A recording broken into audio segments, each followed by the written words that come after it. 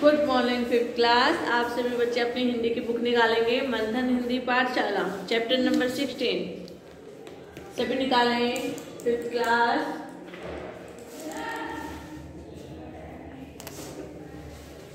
Chapter का नाम है चलते रहो।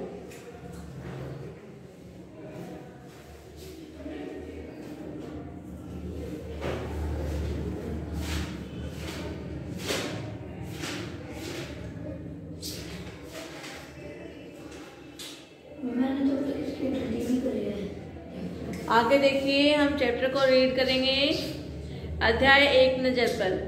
हर कार्य में परिश्रम और एकाग्रता का बड़ा महत्व होता है। कोई भी कार्य कर ले, ठीक है, सभी में क्या है, थोड़ी बहुत परिश्रम और एकाग्रता अवश्य होती है।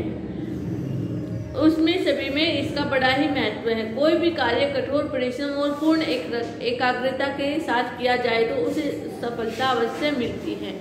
अगर हम किसी कार्य को करते समय उसमें थोड़ी सी मेहनत भी नहीं करें और उसमें ध्यान भी ना लगाए तो वो हमारा कार्य पूर्ण रूप से नहीं होता है। इस बात में परिश्रम और एकाग्रता के महत्व का वर्णन है। ये जो हमारा चैप्टर है चलते रहो, इसमें क्या है, परिश्रम और एकाग्रता के बारे में बताया गया है। सभी इसको अच्छे से सुनेंगे और इसको अच्छे से रीड करेंगे। कहावत है, काम में आने वाले लोहे पर कभी जंग नहीं लगता। अगर हम किसी चीज का उपयोग बार बार करते रहते हैं, ठीक है, उसको क्या होता है, उस पर जंग नहीं लगता है। गतिशील पत्थर पर कभी कोई नहीं जमती, काई नहीं जमती। रुका हुआ पानी सड़ जाता है और मेहनत से बचने वाला व्यक्ति निकम्मा हो जाता है। जिस प्रकार पानी एक जगह पर रुक कर खड़ा हो जाता है तो उसमें क्या होता है, वो पानी जो है उसमें बदबू आने लगती है, और जो पानी चलता रहता है वो साफ और सुंदर होता है। उसी प्रकार कोई मनुष्य है, अगर वो मेहनत नहीं करता है तो वो बड़ा बड़ा क्या होता है, निकम्मा हो जाता है, वो मेहनत करने के लायक नहीं रहता है। वेदों में एक बड़ा सुंदर गीत है, चरेवती चरेवती। इसका अर्थ होता है चलते रहो चलते रहो। इसका अर्थ है जो आदमी चलता रहता है उसका सौभाग्य भी चल पड़ता है, इसलिए चलते रहो चलते रहो। बताया गया है कि वेदों में गीत है, चरेयती चरेयती चरेवती चरेवती, चलते रहो। जिस प्रकार मनुष्य अपने जीवन में कार्य को संपूर्ण करता रहता है और काम मेहनत करता रहता है तो उसका सौभाग्य भी चलता ही रहता है। चलता हुआ आदमी ही मीठे फल पाता है। सूरज की मेहनत देखो, दिन भर चलता ही रहता है, इसलिए आलस मत करो और काम करते रहो। जिस प्रकार सूर्य और चंद्रमा अपने समय पर अपना कार्य करते हैं तो मनुष्य को भी क्या करना चाहिए, अपनी मेहनत करनी चाहिए, अपने समय पर अपना काम करना चाहिए और चलते रहना चाहिए, ठीक है। अगर आलस करेंगे तो क्या होगा, हमारा काम वहीं पर रुक जाता है। आलस मनुष्य का सबसे बड़ा शत्रु होता है। क्या है, आलस जो होता है मनुष्य का, वो सबसे बड़ा मनुष्य का शत्रु होता है। वह अवसर देखता रहता है, जहां व्यक्ति ढीला पड़ा आलस उसे आत पहुंचता है। जहां पर मनुष्य सोचता है कि अब थोड़ी देर आराम कर ले, वहीं पर क्या होता है, आलस मनुष्य को आकर दबोच लेता है। आलसी व्यक्ति हमेशा परेशान रहता है, उसके सामने ढेरों काम पड़े रहते हैं और वह इस उलझन में रहता है कि उन्हें कैसे निपटाए। जो आलसी मनुष्य होते हैं, जो आलस करते हैं, वो क्या करते हैं, उसके सामने ढेरों काम पड़े रहते हैं, परंतु आलस में क्या कहता है मनुष्य कि कैसे निपटाया जाए इन कामों को, क्योंकि वो उलझन में हो जाता है। काम पूरे नहीं होते तो वह तरह तरह के बहाने बनाने लगता है, झूठ बोलने लगता है। इसलिए बुद्धिमानी व्यक्ति वही है, कभी आलस में को अपने पास पटकने नहीं देते। जो बुद्धिमानी व्यक्ति होते हैं वो अपने काम को समय पर निपटाते हैं और आलस को अपने पास फटकने भी नहीं देते हैं। तो मनुष्य को अपने जीवन में आलस नहीं करना चाहिए। अगर आलस करेंगे तो क्या होगा, हमारे सभी काम रुक जाएंगे और हमारे काम समय से पूरे नहीं होंगे, ठीक है क्लास। सभी बच्चे इसको रीड करेंगे यहाँ तक।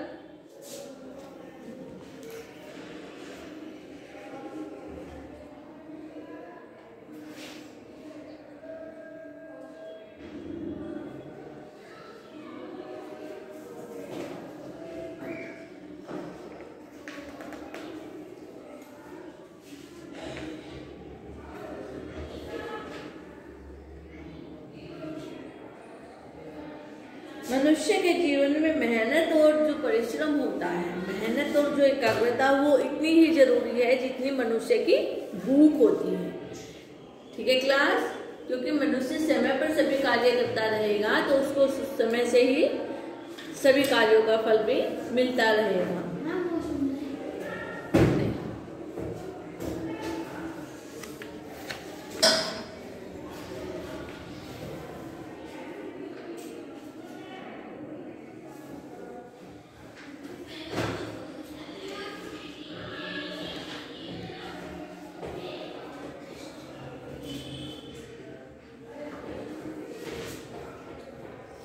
सभी रीड करेंगे इसको।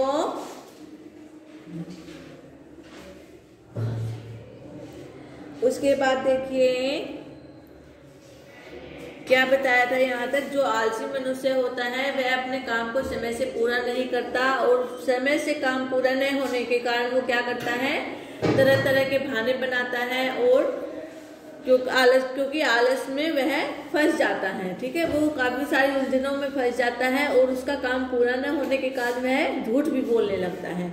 और बुद्धिमानी मनुष्य कैसे होते हैं कि वे समय पर अपना सभी कार्य निपटा लेते हैं और आलस नहीं करते हैं। ठीक है, जो अगर आलस नहीं करेंगे तो समय से सभी कार्य अपने आप ही समाप्त हो जाएंगे। आगे देखिए, प्रकृति हर समय अपना काम करती रहती है। अगर प्रकृति हमारा अपना काम समय पर न करे तो क्या होगा, मनुष्य को सांस नहीं आएगा, वो जीवन जीना छोड़ देगा। जरा सोचो, सूरज आलस करके थोड़ी देर सो जाए तो क्या होगा। अगर जो सूरज होता है अगर वो थोड़ी देर आलस कर ले और वो ना निकले, सो जाए, तो क्या करोगे आप सभी।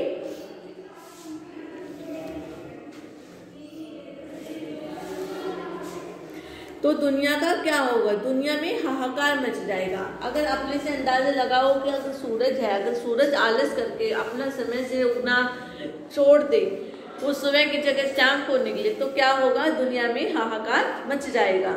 हवा एक पल रुक जाए तो इस पृथ्वी पर कोई भी जीवित नहीं बचेगा। उसी प्रकार क्या है, प्रकृति है, जो वो थोड़ी देर के लिए ना चले, ठीक है, कुछ समय या कुछ घंटों के लिए ना चले, तो क्या होगा, हाहाकार मच जाएगा और जीवन में सभी जीवित नहीं रहेंगे। समय पर वर्षा न हो तो सूखा पड़ जाएगा और लोग भूखे मर जाएंगे।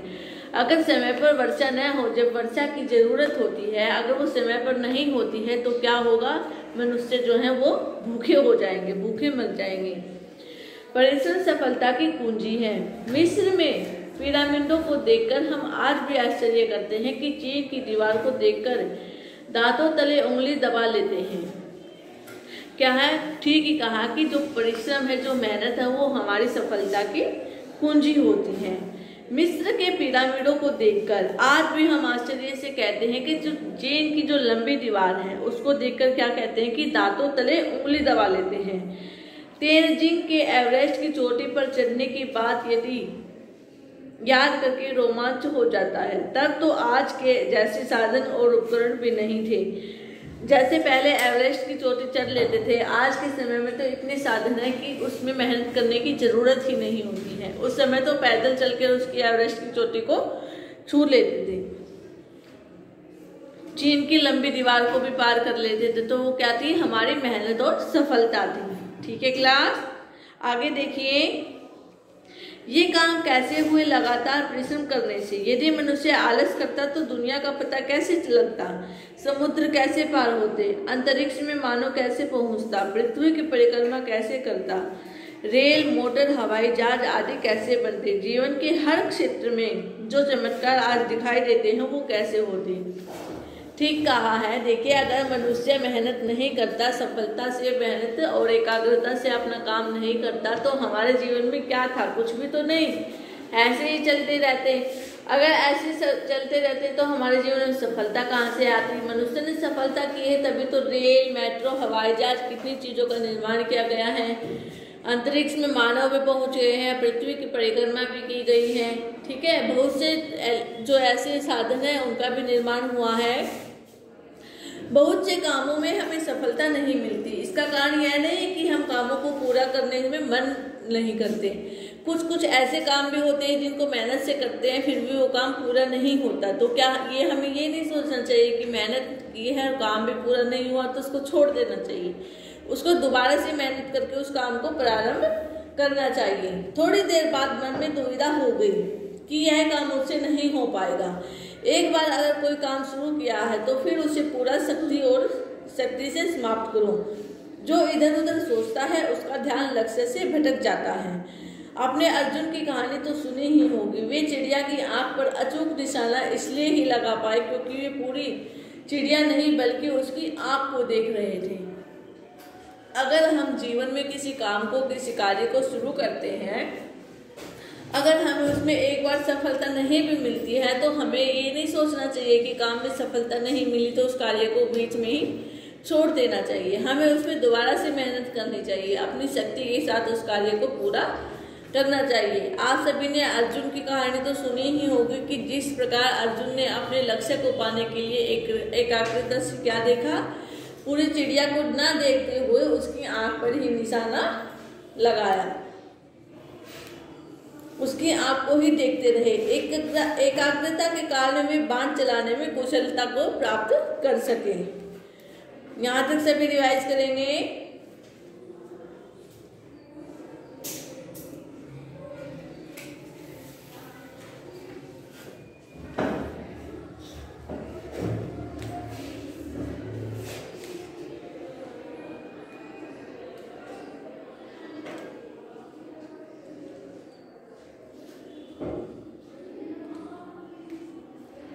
सभी रिवाइज करें इसको।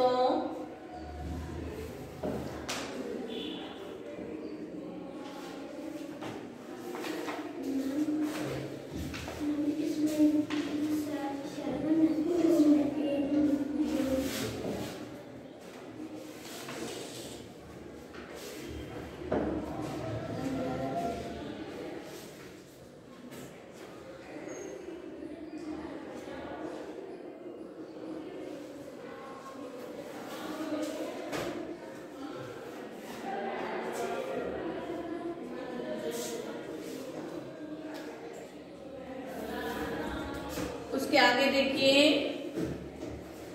परिश्रम के साथ साथ ऊपर विश्वास करना भी आवश्यक है। आदमी कितनी भी मेहनत कर ले, यदि उसमें आत्मविश्वास नहीं है और वह अपने जीवन में सफल नहीं हो सकता। किसी भी काम को करते समय अगर यह विश्वास है कि वह उस काम को जरूर पूरा कर लेगा तो उसकी मेहनत अवश्य ही रंग लाएगी। एक राजा युद्ध में हार कर एक गुफा में जा छिपा। वह बहुत निराश था। अचानक उसकी दृष्टि सामने दीवार पर पड़ी। एक चींटी बार बार ऊपर चढ़ने की कोशिश करती किंतु फिसलकर नीचे गिर जाती, फिर से चढ़ती फिर गिर जाती। 5 बार यही हुआ किंतु 6ठी बार वह चढ़ने में सफल हुई। क्या है, एक राजा की कहानी बताए कि एक बार एक राजा था, वो युद्ध में हार कर एक गुफा में जा छिपता है और वहां पर एक चींटी को देखता है। वह चींटी क्या करती है, बार बार ऊपर चढ़ती है और फिसलकर नीचे गिर जाती है। उसने 4-5 बार ऊपर चढ़ा और नीचे गिर गई किंतु 6ठी बार क्या हुआ, वह ऊपर जा पहुंची। राजा सोचने लगा, जब इस छोटी सी चींटी ने हार नहीं मानी तो मैं आदमी प्रयास करूं तो अपना राज्य वापस पा सकता हूँ। वह गुफा से बाहर निकला, अपनी बिखरी सेना को फिर से एकत्रित किया। राजा ने पूरे जोश के साथ दुश्मन पर हमला किया और अपना हारा हुआ राज्य प्राप्त किया। तो राजा ने क्या सोचा, अपने राजा ने मन में सोचा कि यह छोटी सी चींटी जब बार बार ऊपर चढ़कर नीचे गिरती है फिर दोबारा से मेहनत करती है तो मैं तो एक मनुष्य हूँ, मनुष्य होकर इतना क्यों डरता हूँ। उसने गुफा से बाहर निकलता है और गुफा से बाहर निकलने के बाद वह अपनी उसको सेना को एकत्रित करता है, इकट्ठा करता है और जोश के साथ दूसरी सेना पर, दुश्मन पर हमला करता है और अपना हारा हुआ जो राज्य था वो उसको प्राप्त कर लेता है। इसलिए सफलता का मूल मंत्र है, उठो जागो और जब तक लक्ष्य की प्राप्ति ना हो प्रयत्न करते रहो। जो भी कार्य हो उसे प्रसन्नता से करो, इससे तुम्हें आनंद भी मिलेगा और सफलता भी मिलेगी। अगर हम किसी कार्य को करते हैं तो उसमें क्या होना चाहिए, सबसे पहले अपना प्रसन्नता होनी चाहिए। ये नहीं कि हम मुरझाए हुए उस कार्य को सोचते रहे कि इस कार्य को करें या ना करें। नहीं, खुशी मन से उस कार्य को अगर हम करेंगे तो वो कार्य अवश्य ही पूरा होगा। पहले ही हम उसमें नाक मार देंगे कि नहीं ये कार्य पूर्ण नहीं होगा, फिर भी हम उसको करेंगे तो वो बिल्कुल भी पूरा नहीं होगा। इसलिए क्या है, जीवन में कोई भी कार्य करें तो उसको अगर हम सोच के करेंगे कि ये कार्य हमें करना ही है, तो उसमें कितनी ही मेहनत लगे उस कार्य को कर कर ही पूरा करते हैं। ठीक है, सभी इसको यहाँ तक रिवाइज करेंगे।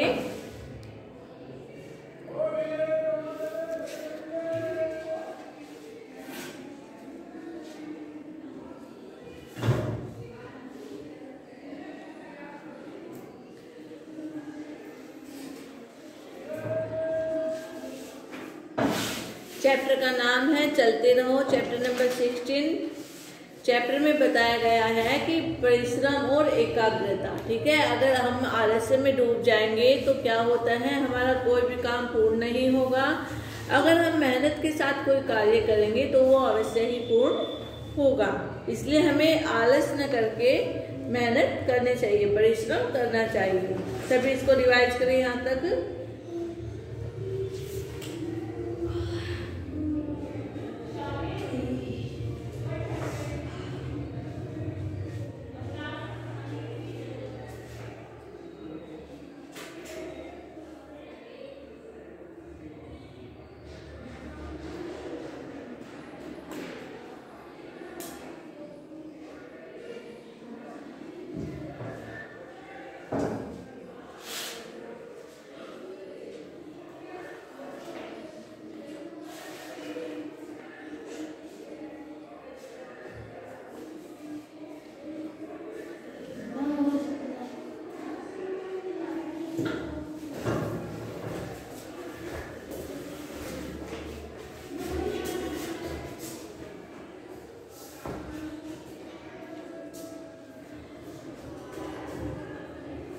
यहाँ तक सभी ने रिवाइज किया। फिर क्लास सभी की समझ में आया है कि चैप्टर में क्या बताया गया था कि आलस्य नहीं करना चाहिए, जीवन में हमेशा मेहनत से अपने कार्य को समाप्त करें। सभी बच्चे इसको अच्छे से रीड करेंगे और चैप्टर को अच्छे से समझेंगे। ठीक है क्लास, थैंक यू।